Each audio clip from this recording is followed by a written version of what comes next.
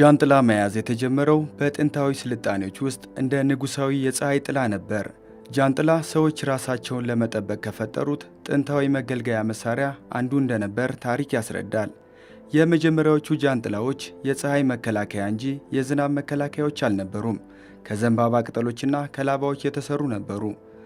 እነዚህ የጥንት ጃንጥላዎች የንጉሳዊ ቤተሰብና ከፍተኛ ደረጃ ያላቸው ሰዎች ብቻ እንደ ኃይል ምልክት ይጠቀሙባቸው ነበር። ቻይና የመጀመሪያውን የውሃ መከላከያ ወይም ውሃ የማያሳልፍ ጃንጥላ በመፍጠር የጃንጥላ አብዮት ፈጥራለች። በተጨማሪም የሚታጠፍ ጃንጥላ በመፍጠር ቻይና ቀዳሚ ሀገር ነች።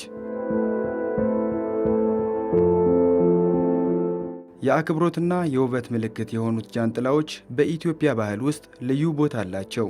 ጃንጥላ ለኢትዮጵያውያን ምንም እንኳን ቀላል መገልገያ ቢመስልም ረጅም ታሪክ ያለውና የክብር መገለጫም ነው። ከሃይማኖት ተከታዮች እስከ ንጉሳዊ የሰርግ ስነ ስርዓት ድረስ የሚታይ ነበር። ዛሬ ላይ በኢትዮጵያ ጃንጥላዎች በብዙ መንገዶች ጥቅም ላይ ይውላሉ። በገጠርና በከተማ ከዝናብና ከፀሐይ መከላከል ጀምሮ በሃይማኖታዊ፣ በባህላዊ ሰርጎች፣ በክብረ በዓላት እንዲሁም ዘመናዊ ወጣቶች ደግሞ የፋሽን አካል ያደርጉታል። በክልላችን በአዊ ብሔረሰብ አስተዳደር ዞን ደግሞ እንደ መታወቂያ የሚታይ ራሱን የቻለ ባህላዊ የጃንጥላ አሰራር አላቸው።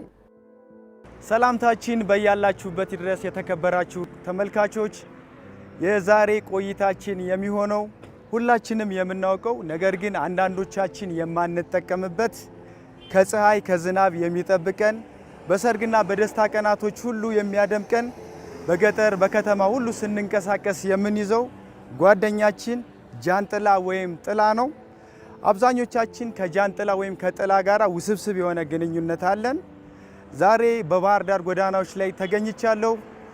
ለመሆኑ ስንቶቻችን ጃንጥላ አለን የሚለውን ጥያቄ አስቀድሜ ፕሮግራሜን ጀምሬያለሁ። ኤርሚያስ ገረመው አብሬያችሁ ቆያለሁ። አብራችሁኝ ቆዩ።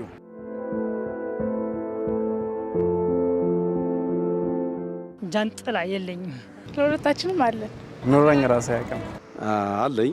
እንደምታዩ ያለው ጥላ እንዲኖረኝም ለመያዝም አስቤው አላውቅም። እኔ የለኝም። አዎ። በነገራችን ላይ ከወንዶችና ከሴቶች ማን ብዙ ጊዜ ጥላ ይጠቀማል? ብዙ ጊዜ ሴቶች ናቸው። ብዙ ደግሞ የማየው ደግሞ ሴቶችን ነው። ያው ሴቶች ናቸው የሚጠቀሙት። ኦፍ ኮርስ ሴቶች ያው ፀሐይም ዝናብ ባይሆን እንኳን አንዳንዴ ለመዘነጫ ይዙታል። ብዙ ጊዜ ሴቶች ነው የምንጠቀም። ከ80 እስከ 90% ድረስ የሚሆነው ሴቶች ናቸው የሚጠቀሙት። ያው አብዛኛውን ጊዜ ሴቶች ናቸው ጃንጥላ ይዘው የሚንቀሳቀሱት። ብዙ ጊዜ የሚታየው ሴቶች ላይ ነው ጥላና ወንዶች አይዙም። ስናቸው ዝም ብለው ነው የሚሄዱ። እንደሰማችሁት እንግዲህ አብዛኞቹ ወንዶች ጥላ አይጠቀሙም ወይም ጃንጥላ አይጠቀሙም። ምክንያታቸውን እስኪ እንስማ። ሴትነት ይመስላችኋል? እኔ በባቾቹ ደረጃ በማውቀው አይ ቲንክ እንደዛ ነው የምረዳው። የሴቶች የውበት የፋሽን ሁኔታ ስለሆነ ወንዶችን የሚጋብዝበት ሁኔታ የለም። መያዙ ይደብራል ምናምን።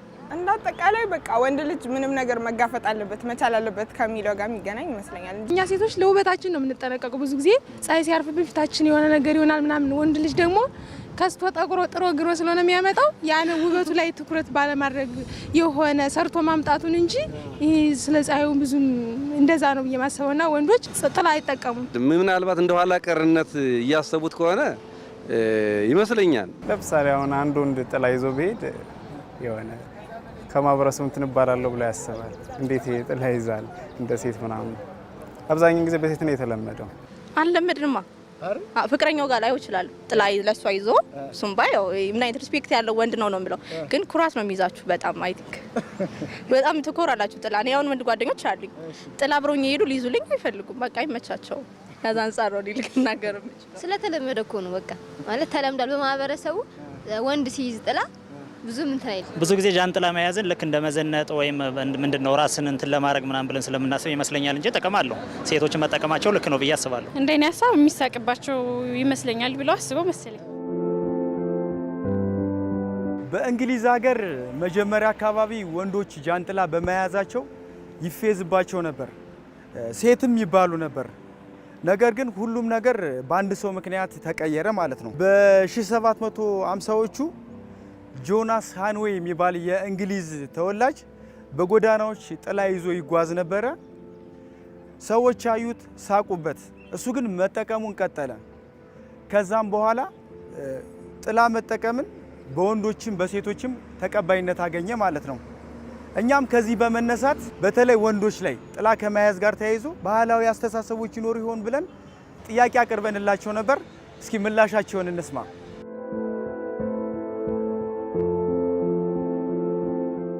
ጥላ ይዞ የሚንቀሳቀስ ወንድ ያው ስስ ነው ብለን ነው የምናስበው። የሆነ ጠንካራ የወንድነት ባህሪ የተላበሰ መስሎ አይታይም። ወንድ ልጅ በዝናቡም በፀሐዩም ያው በቃ በደረቁ ሲሄድ ነው የሚያምርበት ተብሎ ስለሚታሰብ ጥላ ይዞ ቢሄድ ይሄ ሰነፍ ምናምን አይነት ነገርም ሊመጣበት ይችላል። ጥላን እንትን የሚይዝ የራሴ ስለሚጠቅመኝ ነው። ምናልባት ሰው እኔ ይሄን ሳደርግ እንደው አላቀርም ሊሆን ይችላል። እኔ ልስቅ እችላለሁ። ብቻውን ጭራሽ ይዞ ካየው ምን አይነት ወንድ ነው ልል እችላለሁ። በእርግጥ አሁን እየተለመደ መጥቷል፣ ግን ያው ያስብላል። ሴት ልጅ ጃንጥላ እንደምትጠቀም ብቻ አድርጎ ማህበረሰቡ ይመለከታል። ይሄ ደግሞ የተሳሳተ ነው። ምክንያቱም ጥላ ሁሉም ሰው ከፀሐይ ራስን ለመጠበቅ ነው እና ብዙ ጊዜ እንደ ሴት ልጅ ለምንድን ወንድ ልጅ ጥላ ይዞ ምናምን የሚባል ነገር አለ በማህበረሰባችን። እሱ አግባብ እንደሌለው ነው። ታዲያ ጥላ ቢዝ አንከርፍፌ ልሄድ ነው ማለት ነው። በማንኛውም ቦታ ስገባ አያምርም። ወንድ ልጅ ፀሐይን የመቋቋም አቅም አለው፣ ፀሐይን መቋቋም አለበት ተብሎም ይታሰባል እና ለዛ ይመስለኛል ወንዶችም ልምድ አድርገውት እየያዙ ያልሆነው እንደዛ ነው ብዬ ማስበው። እኔ ብዙ ደስ አይለኝም፣ እንደኔ ጥላ የሚይዝ ወንድ አልወድም። ለዛ ነው ወንድ ልጅ ምንም ነገር አይበግረውም፣ ፀሐይም አይበግረውም፣ ንፋስም አይበግረውም ተብሎ ይታሰባልና ምንድነው ፀሐይ አይችለውም፣ ፀሐዩን አይችለውም እንዴ ጥላ ከመያዝ አይነት ነገር የሚል ሀሳብ መሰለኝና በቃ ወደ የሴት ባህሪ ጥላ መያዝን የሴት ባህሪ አድርገው ነው የሚይዙት እና ወንዶች ጥላ ከመያዝ ጥላ የያዘች ሴት መጠጋት ይሻላል። ተመልካቾች ቆይታችን አሁንም አላበቃም። ለመሆኑ ጥላ ከመጠቀምና ካለመጠቀም የቱ ይሻላል ብለን ጥያቄም አቅርበን ነበረ። እስኪ ምላሻቸውን እንስማ። ሴቶች ገጠር ላይ ሲዳሩም ከተማ ሲዳሩም እንደ ጥሎሽ ተደርጎ እሱም ቢሆን ጥላ ተገዝቶላቸው ነው። ከጥሎሽ መሀል ጥላ አለበት። ብዙ ጥቅም አለው በነገራችን። እኔ ባለመጠቀሜ ነው እንደውም መራጣ የሆንኩት። ስለዚህ መጠቀም አሪፍ ነው ብዬ አስባለሁ።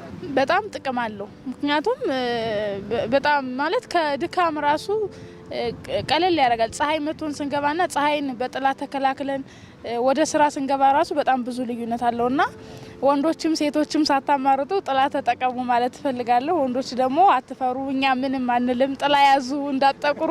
ጥቅም ሊኖረው ይችላልኝ። ያው ጥቅም ባይኖረው ሴቶች አይዙትም፣ ጥቅም ይኖረዋልኝ። ግን ያው በጣም ጠቃሚ ነው ብዬ ግን አልወስደውም። አስፈላጊ ነው ብዬ ያልቆጥረውም ጥላ ነው። እውነት ለማውራት የመጠቀም ባህሉ ስለሌለን ምናምን ወንዶች ላይ ነው እንጂ ጥላ መጠቀሙ ከፀሐይ ብርሃንም ጋር ለምሳሌ ሴቶች ብዙ ጊዜ ፖርሳ ይዘው ይወጣሉ አይደለ? ፖርሳ ሲይዙ ጥላ የመያዝ ይኖራል። ወንዶችና ጃንጥላ ይዘው ምናልባት አስቸጋሪ ሁኔታ ዝናብ ካልሆነ በስተቀር ለፀሐይ ብርሃን እሱን ይዘው የሚወጣቱ ነገር አጋጥሞኝ አያውቅም። ይሄ ማህበረሰቡ ምናምን ላይ ያለውን እይታ ወደ ጎን ትቶ ለጤናም ለምንም ለቆዳም ለምንም አሪፍ ነው። ያው ጥላን መጠቀም ሁሉም ሰው አለበት። በጋ ላይ ፀሐይን እንከለልበታለን፣ ክረምት ላይ ከዝናብ ሌላ ምን ጥቅም አለ? ለሾ እስካሁን ሞክሬው አላውቅም። ያው ነው ለዝናብ ለፀሐይ ነው የምንጠቀመው አብዛኛውን ጊዜ ማለት ነው።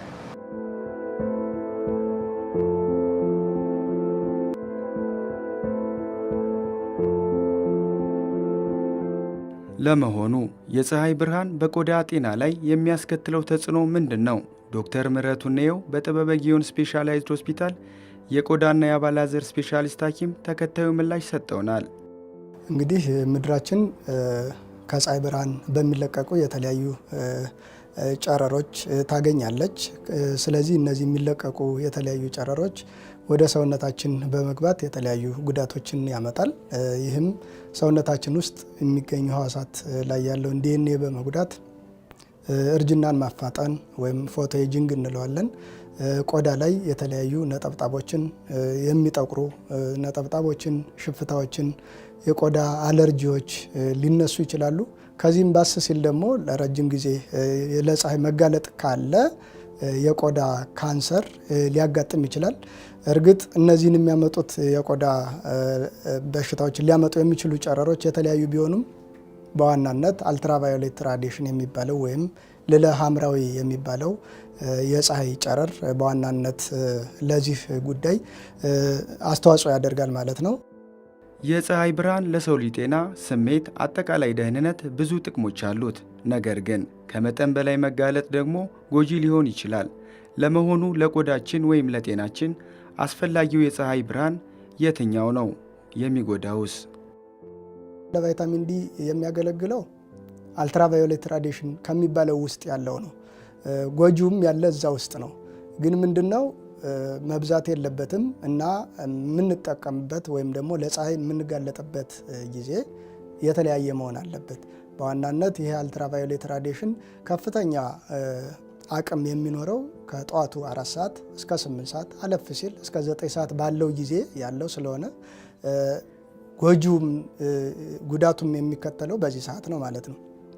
ቫይታሚን ዲ ሴንቴሲስ ወይም ደግሞ ቫይታሚን ዲ እንዲመረት ሊያደርግልን የሚችል እዛው አልትራቫዮሌት ራዲዬሽን ስለሆነ ጠዋት አካባቢ ለፀሐይ ራሳችንን ብናጋለጥ የተወሰነ ደቂቃ ያኛውን ማግኘት እንችላለን። እርግጥ ፀሐይ ብንከላከልም 100% መከላከል ስለማንችል ቫይታሚን ዲ እጥረት ያን ያክል ይኖራል ተብሎ አይታሰብም። በዋናነት ትላልቅ ሰዎች ላይ፣ ህፃናት ላይ ሲሆን ግን መጀመሪያ ኤክስፖዠር ስለማይኖራቸው ለፀሐይ ጠዋት ማጋለጥ ያስፈልጋል። ከፀሐይ ብርሃን የሚመጣውን ወይም ለጤናችን ጎጂ የሆነውን የአልትራቫዮሌት ራዲዬሽን ወይም የልዕለ ሐምራዊ የፀሐይ ጨረር ከምንከላከልባቸው መንገዶች አንዱ ጃንጥላ ነው። ነገር ግን አብዛኞቻችን በተለይ ወንዶች ጃንጥላ ተጠቃሚ አይደለንም። ከዚህ አንጻር የዶክተሩ አስተያየት ምን ይሆን? ማህበረሰባችን እንግዲህ የተለያየ ካልቸር ነው ያለው። ብዙ ጊዜ ጃንጥላን የሚጠቀመው ወይ ዝናብ ወቅት ሲሆን ወይ በዓላት አካባቢ ነው። ለዛውም ብዙ ጊዜ የሚታየው ሴቶቹ ጋር ነውና እንደዚህ አይነት ክፍተት አለ። ያው ወንዶቹ ሲጠቀሙ የሴትነት ባህሪ ተላበስክ አይነት እይታ ያንጸባርቃል ማህበረሰባችን። ግን እሱ ልክ አይደለም። ያው ዝርዝሮቹን ቅድም ጉዳቶችን እንደዘረዘርኩት ጾታም ወይም ደግሞ እድሜ ለይቶ አይደለም የፀሐይ ብርሃን የሚጎዳ ሁሉንም ጾታ ስለሆነ ሁሉም ሰው ጃንጥላ መጠቀም አለበት። ያው ጥናቶች እንደሚያሳዩት ጃንጥላ መጠቀም ተንቀሳቃሽ ቤት በለው ባጭሩ እንደዛ ማለት ይቻላል። ምክንያቱም ሙሉ በሙሉ ሊለቀቁ የነበሩ የፀሐይ ጨረሮችን ነው የሚገድብልን፣ ሙቀትን ይከላከልልናል እና ቅድም የተዘረዘሩ ጉዳቶችን ይቀንስልናል፣ ይከላከልልናል። ከ70 እስከ 90% የሚሆነውን የአልትራቫዮሌት ወይም የልዕለ ሐምራዊ ራዲዬሽን በጃንጥላ መከላከል ይቻላል። እርግጥ ሌሎችም የፀሐይ መከላከያ መንገዶች አሉ። ሰንስክሪን የሚቀቡ ቅባቶች አሉ። ልብሶችም ይከላከሉልናል። ግን ጃንጥላ በቀላሉ ልንገዛው የምንችል በቀላሉ መጠቀም የምንችለው ማቴሪያል ነው። ስለዚህ እሱኛውን መጠቀም ያው ያስፈልገናል ለሁላችንም። ለቅብጠት አይደለም ጃንጥላ የምንይዘው ወይም ለውበት አይደለም፣ ለዘመናዊነትም አይደለም። ጀስት ጤናችንን መጠበቂያ አንዱ መንገድ ነው። ስለዚህ ጃንጥላን ሁሌም መጠቀም ያስፈልጋል። እንዲያው ሁሌም ካልተቻለም ቢያንስ ከጠዋቱ 4 ሰዓት እስከ 8-9 ሰዓት ባለው ጊዜ ውስጥ ጃንጥላ መጠቀም ያስፈልጋል። የምንጠቀመውም ፀሐይ በሚሆንበት ሰዓት ብቻ አይደለም።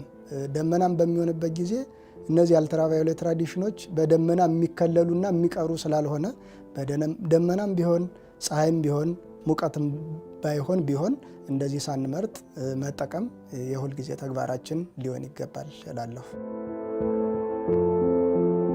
ቆይታችን የእስካሁኑ ነበር። የተከበራችሁ ተመልካቾች በቆይታችን እጅግ አዝናኝ፣ አስተማሪና በጣም ደስ የሚሉ ቆይታዎች ነበሩን። ጥሩ መረጃም እንዳገኛችሁበት ተስፋ አደርጋለሁኝ። ስለ አብሮነታችሁ እያመሰገን ሳምንት በሌላ ፕሮግራም እስከምንገናኝ መልካም ሳምንት